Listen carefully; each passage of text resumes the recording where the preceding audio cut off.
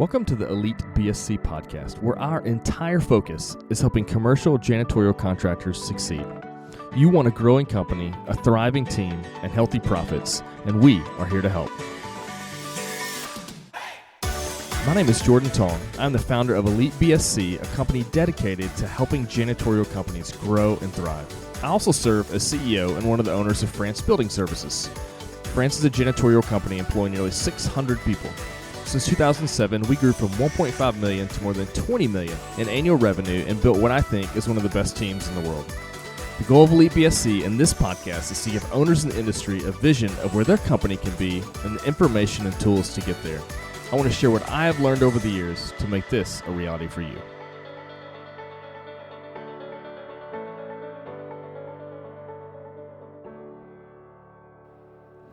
Hey guys, Jordan here. Welcome to the Elite BSC podcast. So this is gonna be the last episode in a little mini series we've been doing on the 5 most important questions you could ever ask about your organization. And a book written by Peter Drucker and with some co-authors. And a really short book that I'd encourage you to pick up and work through with your team. I think it's a great book, and I certainly plan to use it as I think about some things here at our organization, but also some other, like a nonprofit that I work for. We're going to be going through some of this stuff. So I think it's super relevant. So in the previous episodes, we talked about the other 4 questions. The first one being, what is our mission? The second one was, who is our customer? Third one was, what does the customer value? And the fourth one is, what are our results? And you can go back and listen to those. I won't try to do any sort of overview about them. But the last question is, what is our plan? And so you could almost say that in the first 4, you're really laying out the foundation of the organization. It's the blueprint, if you will, of what matters and who the customer is and what we're trying to achieve and all that sort of stuff. And this last question, what is our plan, is actually, it's putting feet on that to say, how can we take what we've worked out, and how do we turn that into something that is actionable that we can start doing? Or maybe another way to say is how can we put all of the pieces together in maybe a single document to help point us in the right direction? What does it mean for us to have a plan to then execute on? And so here's what Drucker says, is that our plan consists of 6 things. So, and for those of you all that have done the EOS stuff and read the book Traction, you're going to notice some similarities between, I think it's called the VTO, the Vision Traction Organizer, that is in the book Traction. And it's a bit similar to that.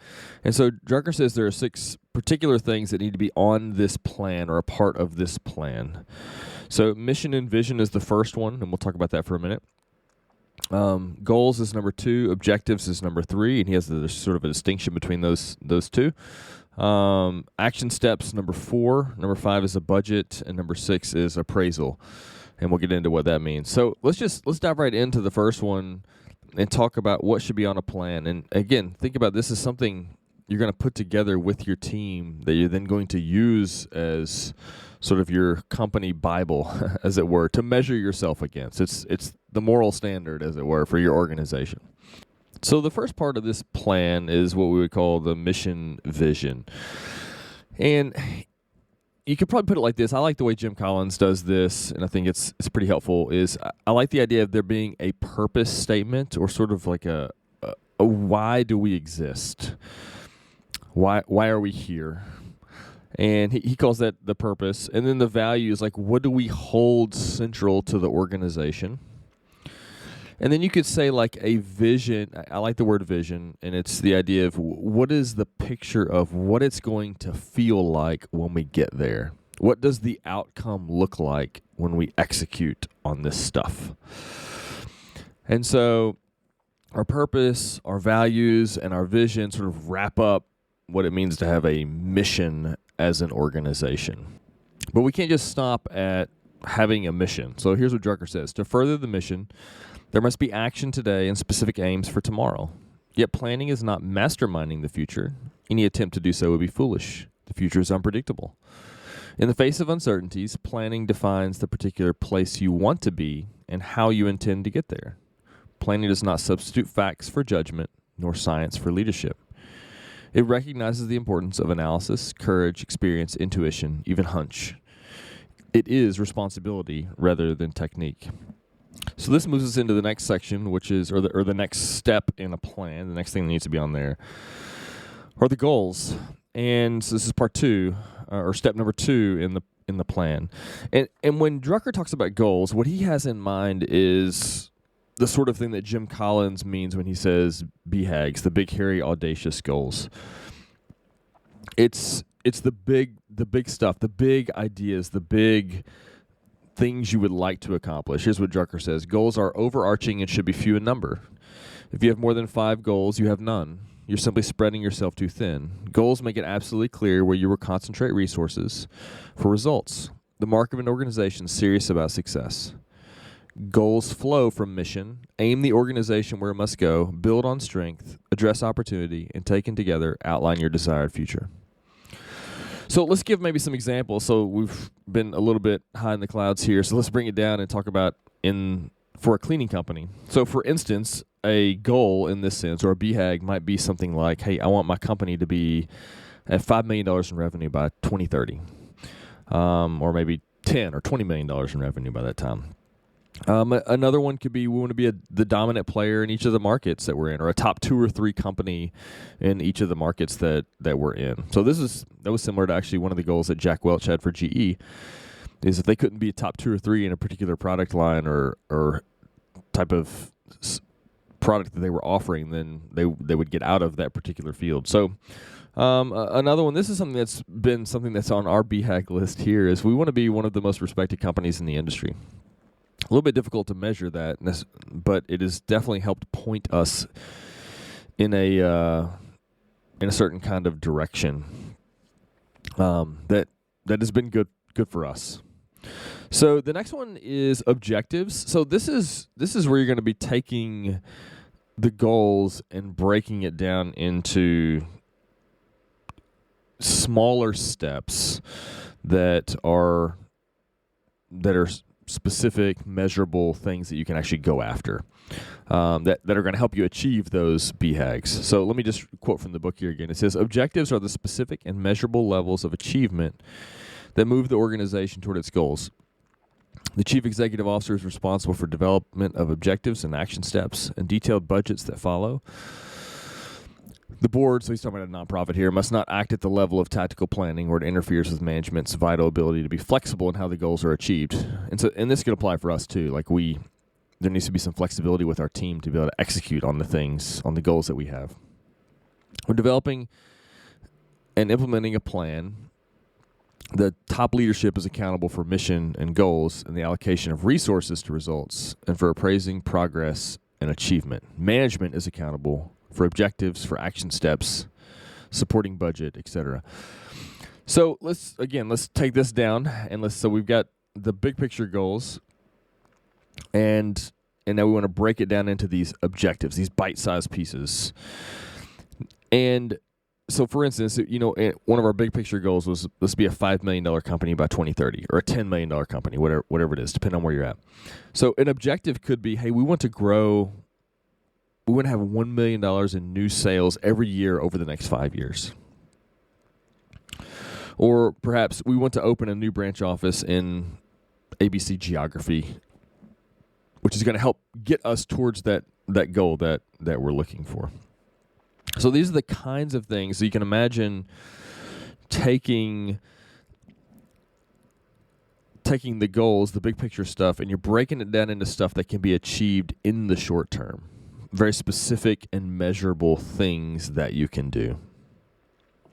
So now action steps. So again, which is the next one, which is number 4 here, and we're taking this down into smaller and smaller parts, which is what a plan is supposed to do. It helps us do the things daily that lead to the things we want to see happen monthly or yearly, which are going to help us achieve the things we want to happen in 5-10 years. And that's what we're doing.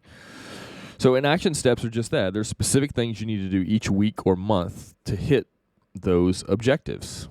So we can think of examples. Let's track with we want to hit a certain number of revenue, the $5 million one, and we're going to try to hit $1 million a year. Well, maybe that means, hey, we need to submit 2 or 3 or 4 proposals every month, assuming we have an average size of account that we're bidding. And in order to do that, we need to make sure we're making, 50 cold calls each week and identifying 10 new decision makers each week or something. You start breaking it down into bite-sized pieces that your team is then held accountable to. They're measurable, actionable steps that you can monitor and see how you're making progress on it, knowing that they're orienting you towards that goal. And a lot of these are what is often called lead indicators. So you're measuring things that you think are going to help predict success going forward. So number 5, the next step, the 5th step is a budget. And so there's no point really in belaboring this, but you should have a budget. And why this is important and why Drucker puts it here is that the budget should reflect what you're trying to do as an organization. Now, I realize in our industry, everything's really constrained by labor, cleaning labor out in the field. And so it's not like we get, we don't have R&D labs that we can allocate resources to develop new product lines, et cetera. But our budget should reflect the things that we're trying to achieve. So one of the things that we're wanting to do here at our company, at France, is we're wanting to do a better job of taking care of our own people. We'd love to have our retention go up, our turnover numbers go down. We'd love for our employees to be happier and more well cared for. And we think there's lots of positive benefits that could come out of that, both for the organization and for the individuals that work for us. We also feel a moral obligation towards this as well. And so we're starting to allocate money each year towards a new program we developed called France Cares. And we're putting some money towards that each month, and hopefully that dollar amount is going to grow. So it's a very intentional way.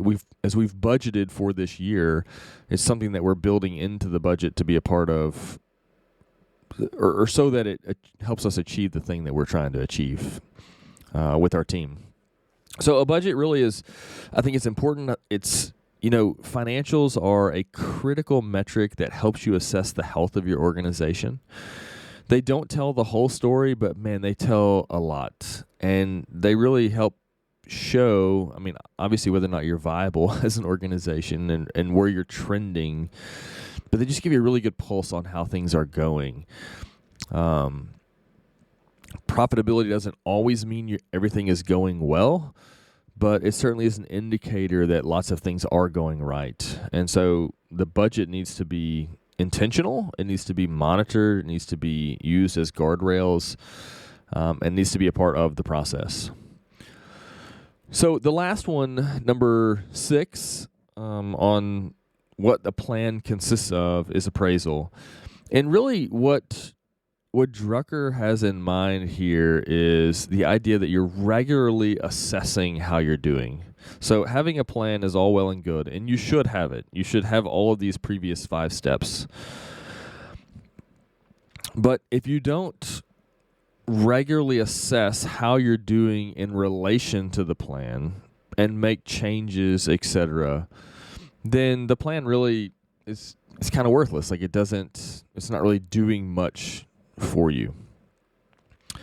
And so you should regularly look at, as a team, a leadership team, and maybe with your other management team, how you're doing. So for instance, with us, we have monthly meetings with all of our key management staff where we're assessing the organization and how we're doing. So each of our regional managers that are overseeing pieces of the operation will, in various geographies, will come to our home office, and we're assessing how we're doing. We're looking at each on the branch level, how things are doing, how we're doing as perhaps an HR department and things in that space, how we're doing related to sales. And we're just assessing, and then we're tweaking as things go along, maybe on a monthly or quarterly basis, but also on an annual basis as well. Like, are the things we need to change to help us get where we're wanting to go? So we have this monthly cadence that we do, and then every year our senior leadership team gets together and does another assessment of how things are going. And there's something, and I'll close with this, and Drucker talks about this at the end. There is a sense in where this particular part of the plan is never done. So it's almost like this cycle you go through with all of these steps, and you go back and review steps 1, 2, 3, 4, and tweak steps 3, 4, 5, and then you appraise things again, and then you go back through and you appraise again. And there's I think a healthy discontentment that needs to happen here.